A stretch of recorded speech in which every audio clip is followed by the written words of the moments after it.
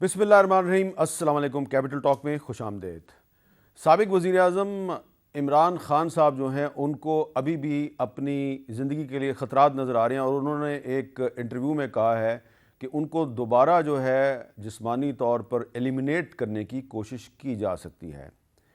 इमरान ख़ान साहब के एक करीबी साथी तहरीक इंसाफ के साबिक रहनुमा साबिक वफाकी वज़ीर फैसल वाडा साहब ने 26 अक्टूबर को एक प्रेस कॉन्फ्रेंस की और उसमें उन्होंने ये वार्न किया था कि ये जो लॉन्ग मार्च शुरू होने वाला है ये खूनी मार्च होगा। और 3 नवंबर को वज़ीराबाद में इमरान ख़ान साहब के काफ़िले पर हमला हुआ, एक आदमी उसमें मारा गया और 14 लोग उसमें ज़ख्मी हुए और इमरान ख़ान साहब शदीद ज़ख्मी हुए। अब ये मार्च जारी है और ये रावलपिंडी आएगा, रावलपिंडी से फिर इसको इस्लामाबाद लाने की कोशिश की जाएगी। तो क्या जो इमरान ख़ान साहब के लिए ख़तरात हैं, ये ख़तरात जो हैं इनको किस तरह से कम किया जा सकता है और इस मामले पे फैसल वाडा साहब की अब क्या पोजीशन है, इस पे आज हमने ज़हमत दिया है फैसल वाडा साहब को। बहुत बहुत शुक्रिया फैसल वाडा साहब।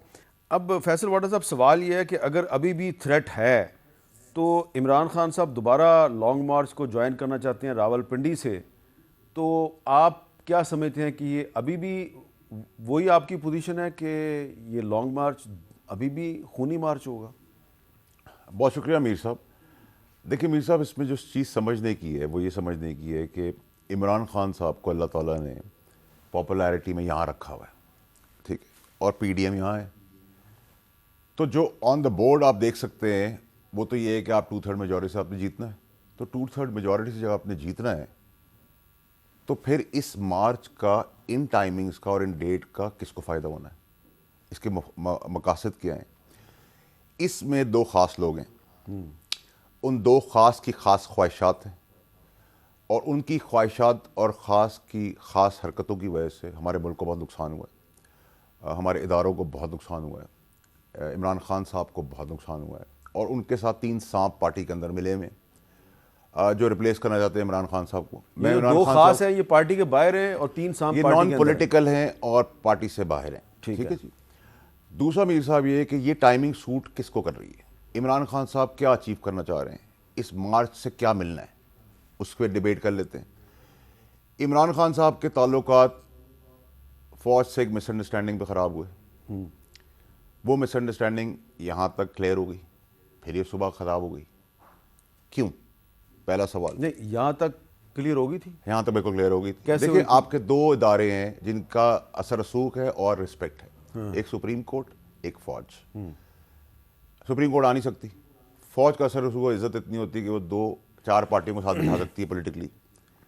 आईनी रोल भी हम उनसे ये डिमांड कर रहे थे, तो उसमें तो क्लैरिटी थी। और अगर बाजवा साहब की आप बात करें, चीफ ऑफ आर्मी स्टाफ की, तो बाजवा साहब अगर हैंडलर्स में और प्रॉब्लम्स का क्रिएशन के अंदर थे तो बाजवा साहब आज ठीक कैसे हो गए? ठीक है, सवाल है ना। या मैं आपका दुश्मन हूं, इमरान खान साहब कहते हैं इनको बेशक 6 महीने की एक्सटेंशन, या मैं आपका दोस्त हूं या मैं आपका दुश्मन हूं। ठीक है, देखिए बाजवा साहब को आप ये क्रेडिट देंगे कि उसका, उनको भी अल्लाह ताला ने इतना बड़ा पहाड़ जितना दिल दिया है कि जो जो चीज़ें उन्होंने बर्दाश्त की हैं, जो जो चीज़ें उनके साथ की गई हैं ट्रोल्स के ज़रिए और जो उनकी पगड़ी उछाली गई है, तो उनका बहुत ज़बरदस्त मौका था कि वो मार्शल लॉ लगा देते या एक्सटेंशन ले लेते, दोनों नहीं की। इमरान खान साहब का भी दिल अल्लाह ताला ने इतने पहाड़ जितना दिया है, वो भी पैटी चीज़ों में नहीं पड़ते। तो ये यूं कोई फासला किसने कराया? फिर वही दो खास और 3 सांप नजर आएंगे आपको।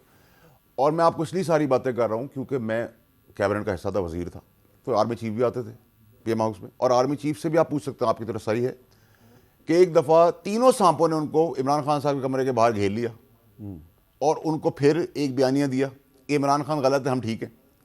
चौथा मैं था जो एमएसए कमरे से निकला था। मैंने चीफ को कहा, मैंने कहा सर यूं करके, मैंने कहा आपके बॉस इमरान खान और मेरे बॉस इमरान खान ऐसे नहीं है, इनकी बातों में ना आना, ये 2 मुंह वाले सांप, ये 4 मुंह वाले सांप है। प्राइम मिनिस्टर सेक्रेटेरिएट में?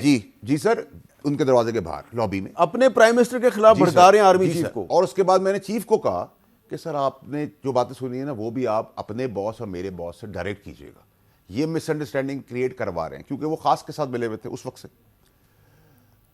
अब आप मार्च की कॉल ली, मार्च की कॉल में आप क्या मांग रहे हैं? सपोजिटली आप इलेक्शन मांग रहे हैं, यही on the face of it. अगर आज भी आप इलेक्शन को कॉल इन करें तो मई में होंगे जाके इलेक्शन, ठीक है।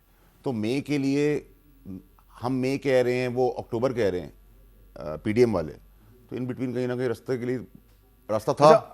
आप इन 3 सांपों का नाम क्यों नहीं लेते?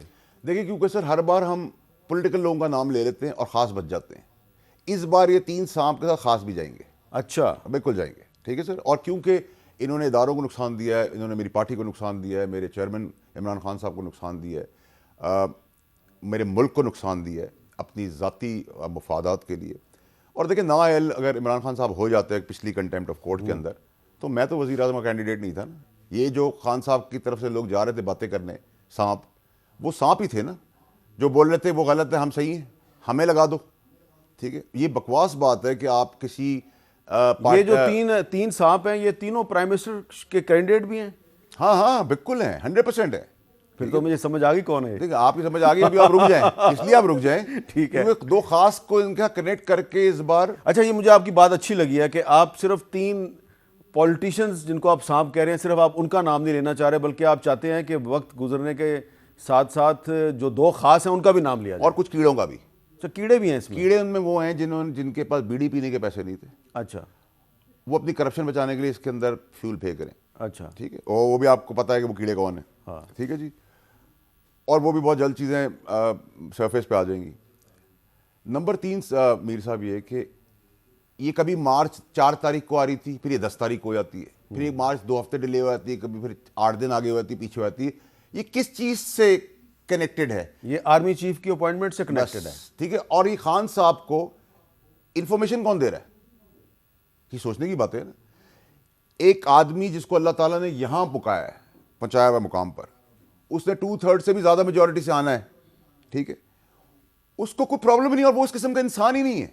वो बड़ा सादा, स्ट्रेट फॉरवर्ड, ब्लंट आदमी है, ठीक है। वो डिटेलिंग में नहीं जाएगा, ये पेन कहाँ से है, ये बंद कबाब है या ये बर्गर है या ये सिक्योरिटी से क्लियर है या नहीं है, मेडिकल हुआ। बड़ा सादा स्ट्रेट आदमी। हम उसको सर को कहते थे, खान साहब गाड़ी से उतर जाए, दुकान में चले जाए, तो हमसे तो कभी नहीं उससे पूछा कि इधर कुछ हो जाएगा या सिक्योरिटी क्या है, वो उतर जाते थे, ठीक है। प्लस इमरान खान साहब की गैरत की जहाँ तक बात है, तो इमरान खान साहब जमायमा खान साहिबा के खावंद थे पहले। वो दुनिया की 15वें नंबर के अंदर अंदर रईस औरत हैं। तो जब उनकी तलाक हुई तो असूलन आधी जायदाद उनको मिल जानी चाहिए थी। तो इमरान खान साहब ने अगर वो जायदाद नहीं ली और उसमें से एक पैसा नहीं लिया, तो इसका मतलब कि इमरान खान साहब को पैसे से कोई लगाव नहीं है, और नहीं है। तो फिर ये घड़ी क्यों बेच दी उन्होंने? मैं वहीं आ रहा हूँ। वो गंदे लोग, वो साजिशी लोग जो उनके इर्द गिर्द आ गए बदकिस्मती से, ठीक है, उनकी वजह से वो फंस गए और उसको बंद गली में ले जा रहे हैं। तो ये घड़ी बेचने का फैसला इमरान खान साहब का नहीं, ये किसी सांप का, ये कीड़े का था। देखिए, मैं मीर साहब आपको बहुत ज़्यादा तो नहीं बता सकता, लेकिन मैं आपको बता दूं, कभी कभार आप एक्सीडेंटल सिचुएशन के अंदर कॉटअप कर जाते हैं, यानी कि आप हादसाती तौर पे एक इशू के अंदर आ जाते हैं।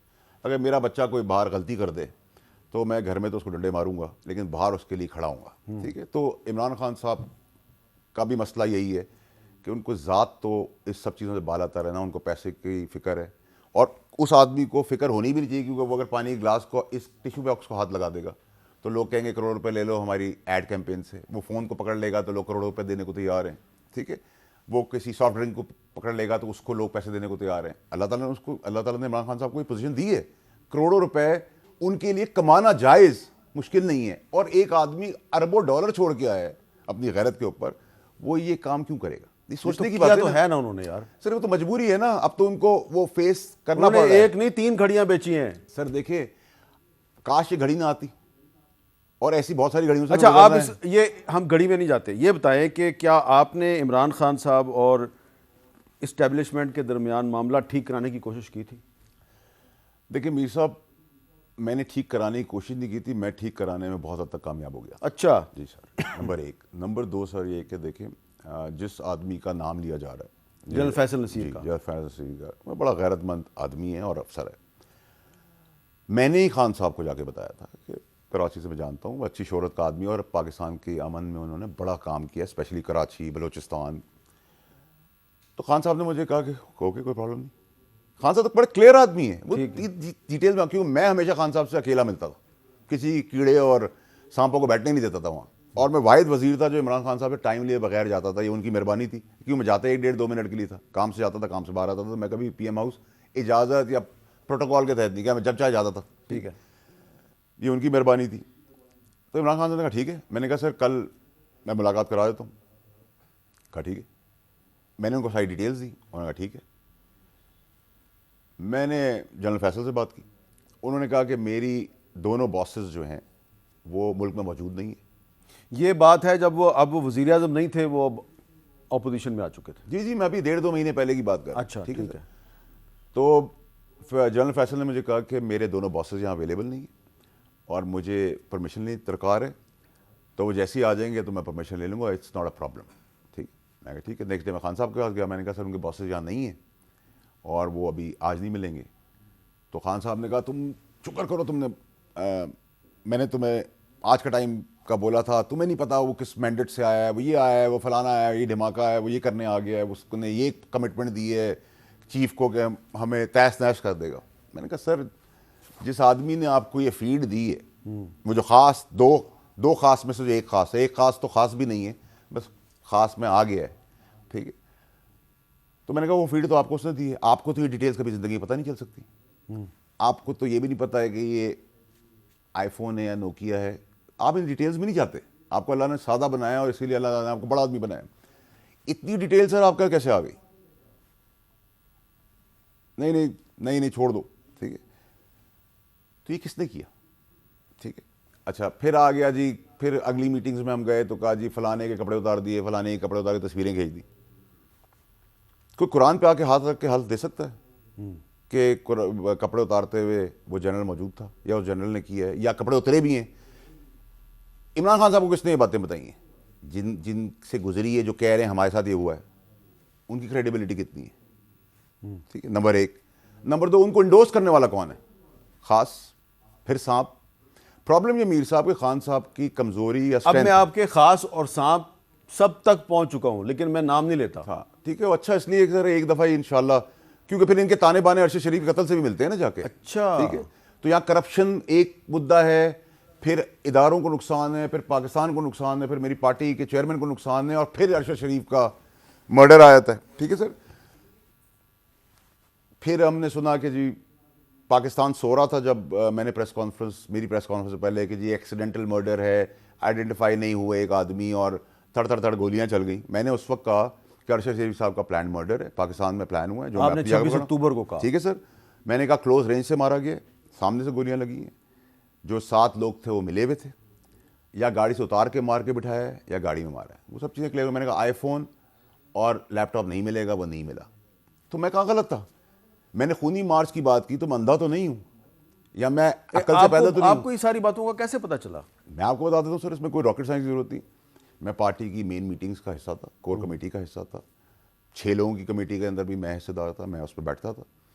तो जब खान साहब के आने से पहले या खान साहब के जाने के बाद आपको समझ में आ रही होती थी कौन किससे क्या बात कर रहा है, आज क्या होने वाला है, कल क्या होने वाला है, इसके मकासद क्या है। मैं कारोबार करता हूँ सर, अगर 2 रुपये से 4 रुपये करना जानता हूँ तो ये तो चेंज इनके जो मेरे आगे खड़े हैं।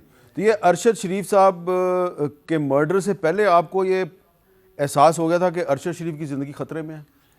देखिए स्पेसिफिक तो मीर साहब मैं नहीं कह सकता, ठीक है, वरना तो मैं वार्निंग शॉट चला देता। ठीक है। लेकिन ये मेरी बड़ी क्लैरिटी थी कि एक बड़ा नाम जाएगा, और उसके बाद ही मेरी क्लैरिटी थी। ठीक है। अब मुझे एक बात बताएं कि कत्ल गारत, ये खून रेजी, ये तो इमरान खान साहब ना हैं ना ऐसी सोच रखते हैं। ठीक है। फिर आप मुझे बताएं कि इसका वाली वारिस कौन बनेगा? जो लोग मारे गए, 4-5 लोग अब तक, वो सदफ बच्ची जो थी वो नीचे आ गई। ठीक है। अब आप आ जाएं वो जो कारकुन है मौज़म, वो जो मासूम पीटीआई का कारकुन है, उसको किसने गोली मारी है? उसको क्या गोली उस आदमी की लगी है जिसने इमरान खान साहब के ऊपर फायरिंग की थी? नहीं, उसको ऊपर कंटेनर से एलीट की गोली लगी है, क्लाशनकोफ की गोली है। उसके बच्चों को कौन जवाब देगा? तो उसका तो पोस्टमार्टम ही नहीं हुआ, तो आपको कैसे पता है उसको क्लाशनकोफ तो की ये गोली देखिए लगी? ना, ये चीजें क्यों, कौन दबा रहा है? जनरल फैसल दबा रहा है, फौज दबा रही है, अदलिया दबा रही है। करें उसका पोस्टमार्टम, आपको पता चल जाएगा। पिस्टल से इमरान खान साहब के ऊपर फायरिंग हुई है और उसको क्लाशनकोफ की गोली अच्छा, लगी जो ऊपर से। मुल्ज़िम नवीद है, उसको कातराना हमला 3 नवंबर को हुआ, उसको आज अदालत में पेश किया गया है 14 दिन के बाद। देखिए मीर साहब, मेरा कहने का मकसद है कि देखिए मैं अल्ताफ़ हसन के खिलाफ खड़ा हुआ, मैं नवाज शरीफ साहब के खिलाफ खड़ा हुआ, इमरान खान साहब ने कहा हमारी फ़ौज पे वो बातें कर रहे हैं, हमें अपनी फ़ौज को सपोर्ट करना है, और इमरान खान अपनी फ़ौज से प्यार करते थे, करते हैं। तो फिर कौन लोग हैं जिन्होंने फौज का इतना मुखालिफ बना दिया उनको? ठीक है, वो कौन लोग हैं जो इनको इंडोर्स करते रहे? तो होता क्या था कि 12 बजे खास ने ब्रीफिंग दी, एक मिसाल दे रहा हूँ, 2 बजे एक सांप ने दी, 4 बजे एक सांप ने दी, 5 बजे एक सांप ने दी, फिर रात 9 बजे तक कीड़ों ने दी।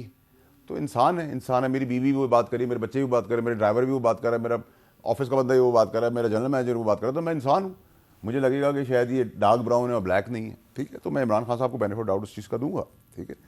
लेकिन मैं तो उनको बोल रहा था नहीं, लेकिन आप ये बताएं ना कि आप कैबिनेट के मेंबर थे और कैबिनेट के इजलास में 190 मिलियन पाउंड का जो मामला आया वो क्लियर हो गया और उसमें शहजाद अकबर साहब मुलव्वस थे। तो इमरान खान साहब इतने सादा थे, उनको नहीं था पता ये शहजाद अकबर क्या करवा रहे हैं उनसे? देखिए अमीर साहब, एक तो ये कि मैं आज भी नायब में बुलाया गया था इसी केस के अंदर, और मैं आपको मज़ेदार बात बताऊं कि इमरान खान साहब को आज भी नहीं पता कि उनके जो करीबी साथी है वो नैब में अपनी 4-5 लोग स्टेटमेंट जमा करा चुके हैं।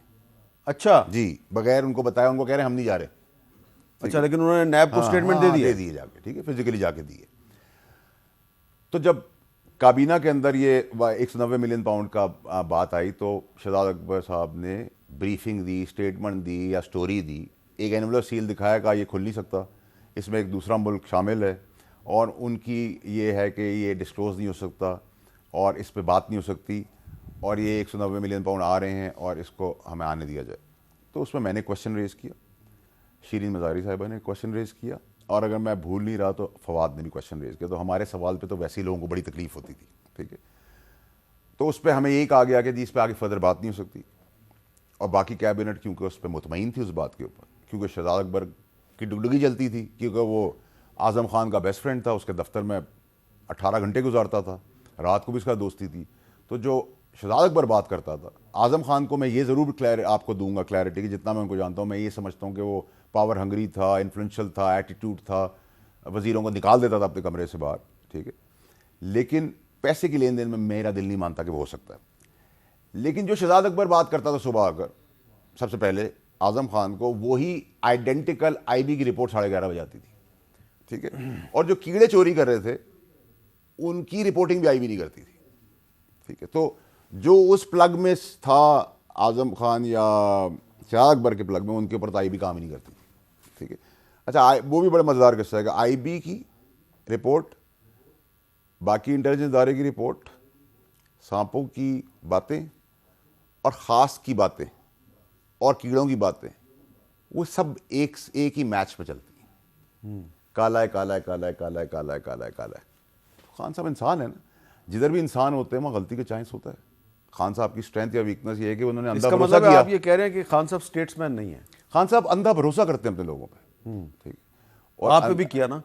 तो मैंने कौन सा गलत काम किया? मैं तो इमरान खान साहब की आइडियोलॉजी के ऊपर आज भी चल रहा हूँ। उन्होंने कहा अल्लाह के आगे झुकना नहीं, मैं नहीं झुक रहा किसी के आगे। उन्होंने कहा हम कीड़े नहीं हैं, हमें पर दिए, तो मैं भी परवाज़ दिखा रहा हूँ और मैं इमरान खान साहब के ही मिशन को आगे लेके चल रहा हूँ। मेरे मिशन के अंदर अगर मैं पार्टी से बाहर रहकर निकाले जाने के बाद इमरान खान साहब के इर्द गिर्द गंद साफ कर देता हूँ, उस खास सांप और कीड़ों को अगले इलेक्शन तक, तो मैं बहुत बड़ा काम कर जाऊंगा। बात हो रही थी 190 मिलियन पाउंड वाले मामले की, तो उसमें वो जो काबीना ने फैसला किया, वो फैसला इमरान खान की सरबराही का जो इजलास हो रहा था उसने किया, तो उसकी जिम्मेदारी इमरान खान पे आयद नहीं होती उस फैसले की? अगर वो फैसला गलत है तो उसकी जिम्मेदारी इमरान खान पे आयद होती है? देखिए मीर साहब, जिस कंपनी का ताल्लुक है, ठीक है, और मैं कारोबारी होने के बाद बात कर रहा हूँ कि कारोबारी किसी का रवादार नहीं होता। अगर उसको 10 रुपये का फ़ायदा होता तो 1-1.5 रुपये तो वैसे ही खराती अकाउंट में ही दे देता है, ठीक है, नंबर 1।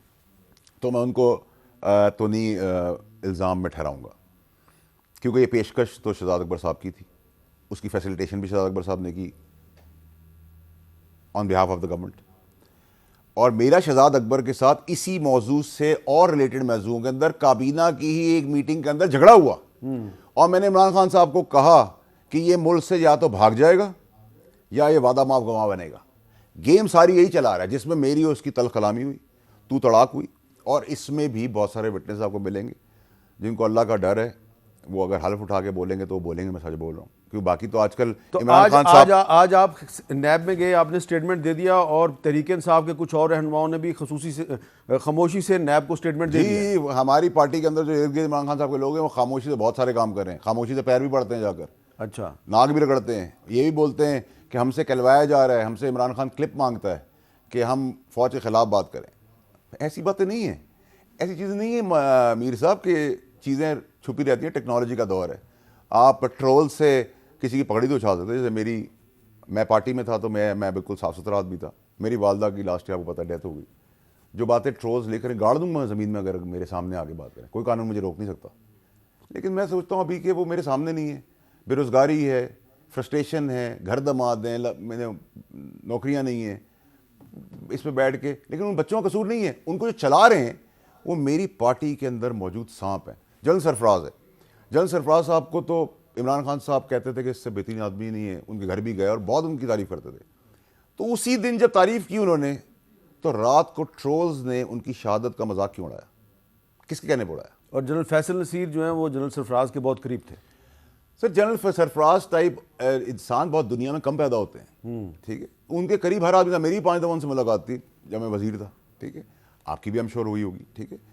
कहने का मकसद ये है कि देखें मीर साहब, इस खुलासे को देखें कि इमरान खान साहब को जब मेजॉरिटी मिल रही है और वो पॉपुलर आदमी है, वो आज उनसे ये काम कौन करवा रहा है, ठीक है। उनको नहीं समझ में आ रही, ठीक है। वो भरोसा कर रहे हैं उन लोगों के ऊपर, लेकिन मैं समझता हूँ कि उसको उनसे वो ये काम वो लोग करवा रहे हैं जिनको फायदा होना है, आज के दिन फायदा होना है, जो उनकी जगह खुद वजीर आजम बनना चाहते हैं और कुछ खास ख्वाहिशात अपनी खास रखते हैं, जिसका दारो मदार नवंबर दिसंबर में, ठीक है। अच्छा चलें, इसमें मैं आता हूँ। आपने कुछ ट्वीट्स भी किए हैं, एक बहुत बड़े आईनी ओहदे पे जो आदमी बैठा हुआ है उसके बारे में भी आपने कुछ जुमैनी बातें की हैं। चेयरमैन सेनेट और डिप्टी चेयरमैन सेनेट की भी बात की, उस पर बात करते हैं एक वक्फे के बाद।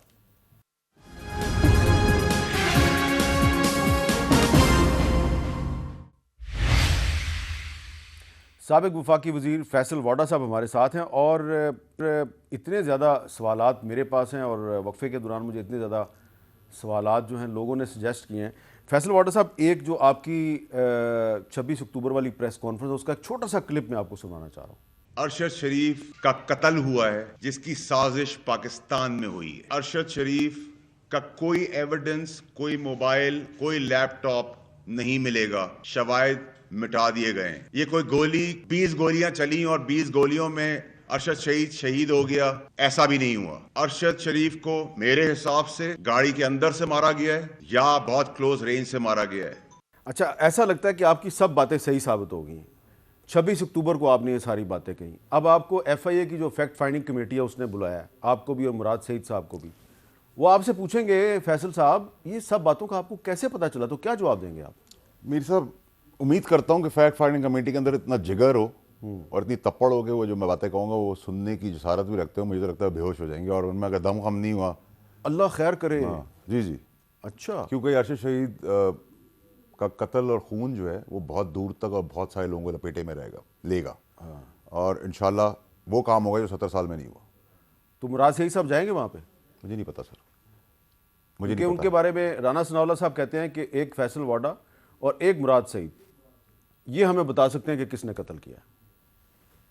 मैं उनकी बात का जवाब नहीं दे सकता। अच्छा, अब ये बताएं कि एक और इशू है कि ये जो उमर फारूक ज़हूर साहब हैं जिन्होंने शाहजेब खानज़ादा साहब के प्रोग्राम में कहा कि ये मैंने घड़ी जो है ये फराह खान से ख़रीदी है, इनके साथ आपका क्या ताल्लुक़ है?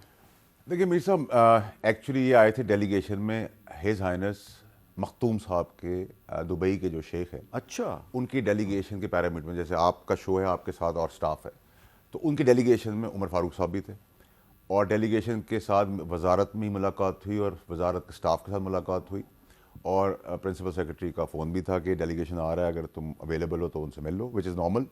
मेरे अलावा भी उमर अयूब साहब मिले, वो उस वक्त पावर उमर अयूब भी मिले हैं इसको? जी बिल्कुल मिले हैं, उसकी तस्वीरें। और मरहूम नईमुल हक साहब भी मिले हैं, चीफ ऑफ स्टाफ जो थे, और एक और वजीर भी मिले हैं, मैं उनको नाम एग्जैक्टली मुझे याद नहीं है लेकिन मिले हैं। तो हम 4 लोग। फवाद चौधरी साहब का भी तो रब्ता था इनसे? सर ये तो फवाद चौधरी मेरा दोस्त है और मेरा बहुत प्यारा दोस्त है और उसका पॉलिटिकल एक्यूमेंट भी है। मुझे समझ नहीं आ रहा कि वो भी खान साहब को समझा सकता है कि उनके इर्द गिर्द क्या हो रहा है। वो भी एक ऐसी चीज़ को डिफेंड करने चला गया है जिसके अंदर उसको अपनी बात के ऊपर 10 झूठ बोलने पड़ रहे हैं और आगे 200 झूठ और मोड़ने पड़ेंगे, ठीक है। और शाहजेब खानज़ादा की जहाँ तक बात है मीर साहब, देखिए आप इख्तलाफ या इत्तेफाक उसकी एंकरशिप से कर सकते हैं, किसी को अच्छी लगती हो किसी ना अच्छी लगती हो, लेकिन शाहजेब खानज़ादा पैसे की लेन देन में या बेईमान आदमी नहीं है, ये तो सबको बड़ा क्लियर होना चाहिए। बिल्कुल, अपने ये तो प्रोफेशन के सबको साथ बड़ा ऑनेस्ट है, ठीक है, यंग है, फायरी है, हम इख्तलाफ भी कर सकते हैं, इतफाक भी कर सकते हैं, लेकिन वो पैसे की लेन देन सवाल नहीं। करता है तो सवाल का जवाब दे दें। और सर सवाल करना हक है, जवाब देना आपकी मर्जी है। तो ये इमरान खान साहब को, फवाद चौधरी साहब को और जो लोग जो हैं वो उनसे नाराज़ हैं, उनको चाहिए कि उनके सवालों का जवाब दे दें, बिल्कुल ठीक है ना? बिल्कुल ठीक। अच्छा, अब ये बताएं कि आपने ये इशारतन कहीं बात किया कि एक अहम आईनी ओहदे पे जो एक शख्सियत बैठी है उसके बारे में भी आप बहुत कुछ जानते हैं। मीर साहब देखें, दो आईनी ओहदे तो एक चेयरमैन सेनेट है और एक डिप्टी चेयरमैन सेनेट है। उनके पास मैं जाके बता के भी आया था उनको, उन पे तो टारगेट लॉक भी हो गया और फायर भी हो गया है, क्योंकि उनकी बड़ी ज़बरदस्त चीज़ है। मेरे तो बहुत से ताल्लुकात है ज़ाती तौर पर, लेकिन पाकिस्तान की बात आ जाए तो फिर दोस्ती पीछे रह जाती है। वो अल्लाह ताला ने उनको बनाया ज़रूर चेयरमैन सेनेट और डिप्टी चेयरमैन सेनेट, लेकिन मरून मिन्नत इमरान खान साहब के थे और एक ख़ास की मसनूई बैसाखियों के ऊपर वो चलते रहे। और उनकी रॉयल फैमिली का टाइटल ब्रैकेट में डाल के मैं सिर्फ ये बोल रहा हूँ कि उनकी फ़ाइल का बड़ा मज़ेदार किस्सा है। स्टोरी के पहले पेज में ही जब आप फाइल खोलेंगे तो पहले पेज में उनकी एंड लिखी हुई है। तो वो तो मैंने तो ये अलविदा कहा है उनको ट्वीट में, तो मैं चाहता हूँ कि अलविदाई डिनर उनको करा दूँ, वही टाइम दे दें, तो मैं पेशगी अलविदा उनको कह रहा हूँ। और इसके बाद एक और आईनी ओहदा है जो ख़ास और सांपों के साथ मिलकर एक साजिश का हिस्सा बना हुआ है, वो दफ्तर, उस पर टारगेट आ गया, सेट करके लॉक करके फायर कर रहे हैं। मुझे नहीं पता सर वो इधर आता है या उधर आता है, इधर आता है सर मुझे नहीं पता। अच्छा, जब टारगेट लॉक हो जाएगा तो फिर वो भी पता चल जाएगा। तो इमरान खान साहब के इर्द गिर्द पाकिस्तान के लिए वो सांप खास, वो साजिशी लोगों का सफाया पॉलिटिकली करना बहुत ज़रूरी है। और आने वाले इलेक्शंस में इमरान खान साहब जैसे हैं वैसे नज़र आएंगे आपको। और जब ये चीज़ें सब नहीं, लेकिन ये जो सारा कुछ हम देख रहे हैं ये घड़ी का स्कैंडल है, वो सवालों का जवाब देने की बजाय वो कह रहे हैं मैं मुकदमे कर दूंगा। तो आपको लगता है कि पाकिस्तान के अवाम इतने बेवकूफ़ हैं, वो उनको इन तमाम मामलात के बावजूद 2/3 मेजॉरिटी दे देंगे? देखिए मीर साहब, अल्लाह ताला ने उनको बड़ी इज़्ज़त दी है, बड़ी पॉपुलैरिटी दी है और बड़ा सादा तबीयत आदमी है। इन सब चीज़ों के अंदर ना वो मुलविस था, ना है, ना उसकी सोच है इस किस्म की। वो बड़ा पाकिस्तान से प्यार करने वाला आदमी, अपने लोगों से प्यार करने वाला। लेकिन जब आपको पॉपुलैरिटी अल्लाह देता है तो आपकी जिम्मेदारी भी 3 टाइम्स ऊपर हो जाती है, ठीक है। और कभी कभार आप उन साजिशी मफरूज़ों और ख़ास की ख़ास ख्वाहिशात के तहत बंद गली की तरफ चले जाते हैं।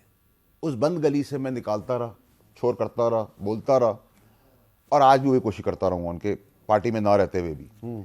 लेकिन आप ये भी याद रखें कि हर अरूज को जवाल भी है। तो आप बंद गली में जब चले आते हैं तो आज जो लोग आपसे मोहब्बत करते हैं, 2 लोग हैं खान साहब से मोहब्बत करते हैं। एक पाकिस्तान की अवाम है जिन्होंने अल्लाह ताला के बाद उनको यहाँ खड़ा किया हुआ है और उनको वसीला बनाया हुआ है, और एक पीडीएम की नफरत में लोग खड़े हैं उनके साथ,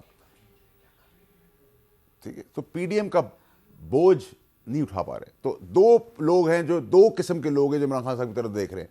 लेकिन इमरान खान साहब की भी जिम्मेदारी और रिस्पॉन्सिबिलिटी बनती है कि वो पाकिस्तान को जिस तरह हमेशा की तरह लेके चले थे। आप अल्ताफ हुसैन वाला काम, ठीक है, या नवाज शरीफ वाला काम ना करें, क्योंकि हम उसको गाली देते थे, लेकिन हम उसके खिलाफ बात करते थे। आज हम उससे भी आगे निकल गए जी।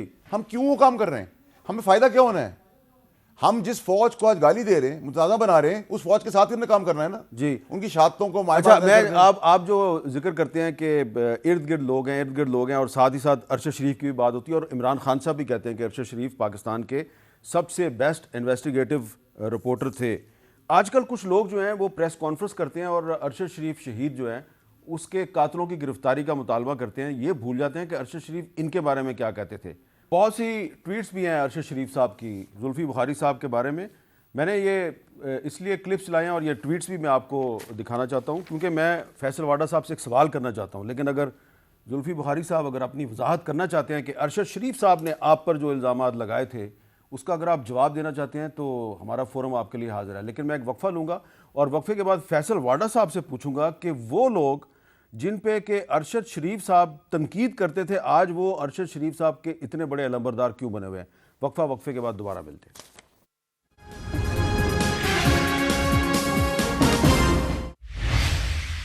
कैपिटल टॉक में दोबारा खुशामदीद। वक्फे से पहले मैंने आपको अरशद शरीफ शहीद के कुछ क्लिप्स दिखाए और उनकी कुछ ट्वीट्स भी मौजूद हैं जुल्फी बुखारी साहब के बारे में। मेरे पास कुछ डॉक्यूमेंट्स हैं जिनसे कि मैं ये आपको बता सकता हूँ कि जुल्फी बुखारी साहब ने अरशद शरीफ के ख़िलाफ़ कुछ कानूनी कार्रवाई शुरू कर रखी थी और अरशद शरीफ साहब ने एक मैगज़ीन था ट्रुथ ट्रैकर, उसमें जुल्फ़ी बुखारी के बारे में कुछ लिखा था, तो उस पे उनको कानूनी नोटिस दिया गया था और अरशद शरीफ साहब जुल्फ़ी बुखारी साहब के बारे में और भी कुछ इन्वेस्टिगेशन पे काम कर रहे थे।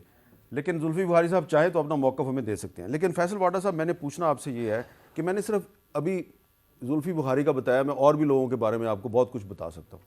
ये सारे लोग जो हैं, क्या इमरान खान साहब को नहीं पता था कि जुल्फ़ी बुखारी जो है उसने मेरे फेवरेट जर्नलिस्ट अरशद शरीफ को लीगल नोटिस दिया हुआ है, वो उसको हरास करने की कोशिश कर रहा है? तो आप कैसे कहते हैं कि खान साहब बड़े सादा आदमी हैं? अब यही लोग जो हैं ये प्रेस कॉन्फ्रेंस करते हैं जी अरशद शरीफ के कातलों को गिरफ्तार करो। मीर साहब देखिए, मैं आपको छोटे छोटे इंसिडेंट्स बता दूं जल्दी से। मैं गाड़ी में था जब इमरान खान साहब को एडवाइजर्स सांपों ने उनको कहा कि आप जजों के ऊपर चढ़ाई कर दें।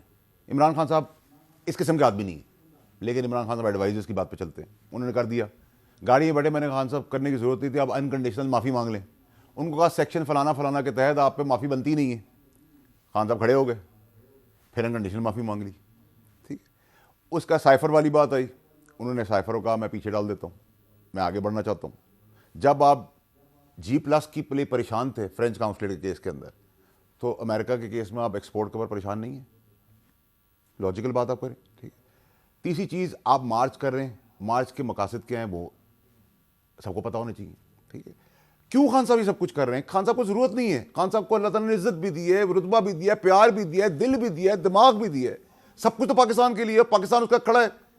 तो फिर ये सब कुछ करने का फ़ायदा क्या है? फ़ौज को मुतज़ादा बना के एक मिसलीड फीड के ऊपर भरोसा करके आप फायरिंग रेंज खड़ी कर दिया आपने। ठीक है, आप तो ऐसे नहीं थे। तो आप आज मेरी एक्स पार्टी अल्ताफ़ हुसैन की पार्टी से पीछे कैसे रह गई है? तो हम उसको कैसे गालियां देते थे? तो लोग थे समेत मेरे, आपको याद होगा कि अल्ताफ़ हुसैन के टाइम पे मैं ही खड़ा हुआ था, मुझे अपने बच्चे बाहर भेजने पड़े थे। अच्छा, वैसे अब आप ये रियलाइज़ करते हैं कि अल्ताफ़ हुसैन के साथ जो स्टेट का एटीट्यूड है वो कुछ और था और इमरान खान साहब के साथ कुछ और है? सर देखिए, इमरान खान साहब बदनीयत आदमी नहीं है। इमरान खान साहब की नीयत पाकिस्तान के लिए। इमरान खान लालची ग्रीडी आदमी नहीं है। इन्नमल अमालु ठीक है, बिन्नियात, प्रॉब्लम क्या है नीयतों सर? का हाल सिर्फ अल्लाह को पता है। बिल्कुल ठीक है, लेकिन बज़ाते 12-15 साल मैंने उनकी ज़िंदगी गुजारे हैं। आज मैं उस पार्टी का हिस्सा नहीं हूँ या मुझे निकाल दिया गया है। वैसे तो मैं नौकरी करता नहीं था कोई पार्टी के अंदर, ना पार्टी फंड पे जीता था, मुझे तो अल्लाह ने जो भी दिया पहले का दिया हुआ है। लेकिन मैं इमरान खान साहब के साथ काम करता था, मैं इमरान खान साहब के लिए काम नहीं करता था। जो आज सारे दरबारी खड़े हुए हैं, ये इमरान खान साहब के लिए काम करना शुरू हो गए, उनका काम उतारने के लिए। ठीक है, ठीक है, तो आपको ये सब स्टेजेस पे क्यों जाना पड़ रहा है? आपके लिए तो इमरान खान साहब के लिए तो पाकिस्तानी कौम यूं खोल के खड़ी हुई है, आपको यहां कुर्सी पे बैठना है। हम यूं नोज डाइव पे थे। ठीक है, हम यूं अल्लाह ताला ने हमें कर दिया है। हमें सब चीजें करने की जरूरत क्या है? इसके मकासद क्या है? ये मौजम जो हमारा वर्कर मरा है, उसका जवाब कौन देगा? उसके बच्चों को उसका पोस्टमार्टम क्यों नहीं हो रहा? उसको गोली पंजाब पुलिस की एलीट फोर्स ने मारी। ऊपर से गोली चली है एलीट की, क्लशनकोव की गोली है। ठीक है, पिस्टल से नीचे फायरिंग हुई, उसका जवाब कौन देगा? क्या मैं उस लाश का हिस्सा बन जाऊं? उसके बच्चों की बदुआएं लूं? उनका खाना पीना कौन देगा? अगर हम खाने पीने का बंदोबस्त भी कर दें वसीला बनकर, तब भी उस मौसम को रिप्लेसमेंट कौन देगा? वो बेगुनाह मारा गया, एक आदमी बेगुनाह मारा गया, 20 आदमी बेगुनाह मारे गए, 200 मारे गए। ठीक है, हमें हिस्सा बनने की जरूरत क्या है? ठीक है, हमारे लिए तो वैसे ही लोग अल्लाह ताला दरवाजे खोले हुए। बहुत बहुत शुक्रिया फैसल वाडा साहब, इजाज़त दीजिए।